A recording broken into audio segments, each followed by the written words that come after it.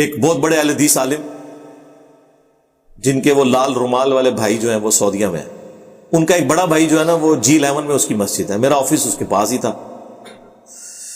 اور یہ میں کوئی 2008-9 کی بات کر رہا ہوں آلموسٹ، یعنی آج 20 نومبر 2022 ہے، تو آپ سمجھ لیں آلموسٹ یہ 14 سال پرانی بات ہے. اس وقت مجھے کتنے لوگ جانتے ہوں گے، میری ابھی شیخ زبیر صاحب سے ہی صرف ملاقات ہوئی بھی تھی، اور ابھی میں نیا اہل حدیث کی طرف گیا تھا، تحقیق کر رہا تھا. تو ظاہر ہے مجھے تو کوئی جانتا نہیں تھا، ویڈیو تو میری کوئی ہے ہی نہیں تھی یوٹیوب کے اوپر. ویڈیوز تو آئی ہیں 2009 کے اندر ایک دو، باقی 2010 سے شروع ہوئی ہیں پراپر.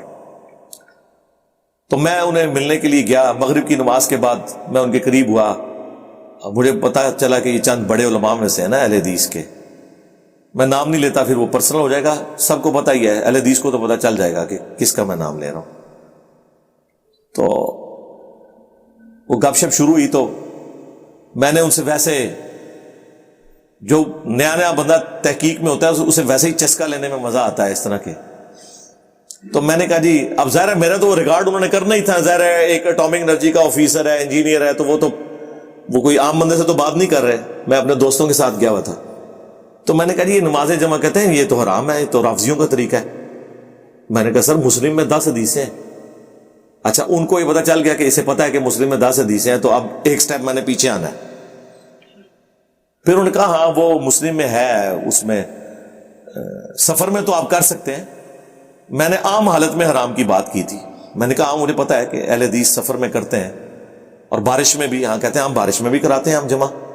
تو میں نے کہا اس میں تو واضح ہے کہ بغیر سفر کے، بغیر خوف کے، بغیر بارش کے. کہتے نہیں جی اس میں یہ تو نہیں ہے نا کہ بغیر مجبوری کے، کوئی نہ کوئی مجبوری تو ہوتی ہوگی. میں نے کہا چلیں اس کو ہی آپ پروموٹ کریں، مطلب آپ لوگوں کو کبھی بارش اور سفر کے بغیر بھی نماز جمع کروا دیا کریں کہ بھئی یہ بھی ایک سنت ہے. پھر انہوں نے ادھر ادھر دیکھا، مجھے کہتے ہیں میں تو کر لیتا ہوں تو جمع.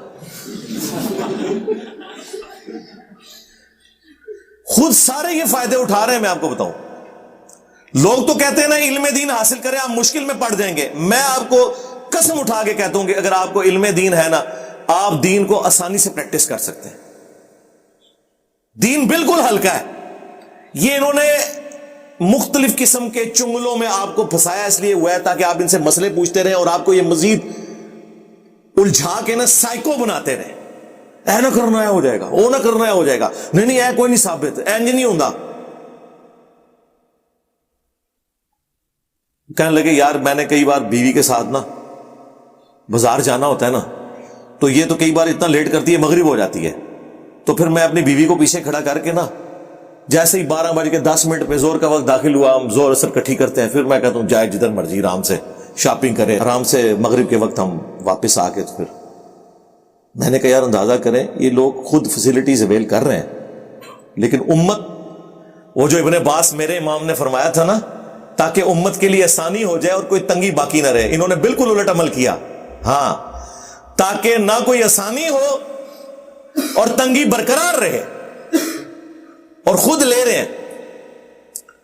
جو میں غدیر خم کی حدیث قرآن والے بیت جو مسلم شریف میں 4 حدیثیں ہیں، اس میں زید ابن ارقم کہتے ہیں کہ نبی علیہ السلام نے فرمایا تھا قرآن اللہ کی کتاب ہے، یہ اللہ کی رسی ہے، جو اسے پکڑے گا وہ ہدایت پہ ہوگا، جو چھوڑ دے گا گمراہ ہو جائے گا. تم اللہ کی کتاب کو پکڑو، اپنا تعلق اس کے ساتھ مضبوط کرو.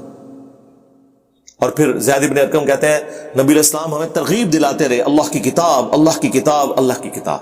اور پھر فرمایا دوسری بھاری چیز میرے اہل البیت ہے، میں اپنے اہل البیت کے معاملے میں تمہیں اللہ کا خوف دلاتا ہوں. اور یہ جملہ آپ نے 3 دفعہ ریپیٹ کیا، میں اپنے اہل البیت کے بارے میں تمہیں اللہ کا خوف دلاتا ہوں، میں اپنے اہل البیت کے بارے میں تمہیں اللہ کا خوف دلاتا ہوں. امت بالکل الٹ چلی، نہ قرآن کو عقیدوں میں پکڑا، حالانکہ ہر نماز کی ہر رکعت میں پڑھا ایاک نعبد و ایاک نستعین، لیکن اسی مسجد کے ساتھ جو بابا دفن تھا نا، نماز پڑھنے کے بعد اس بابے سے بھی مانگ کے گھر واپس آئے. یہ تو عید میں سے سیکھا.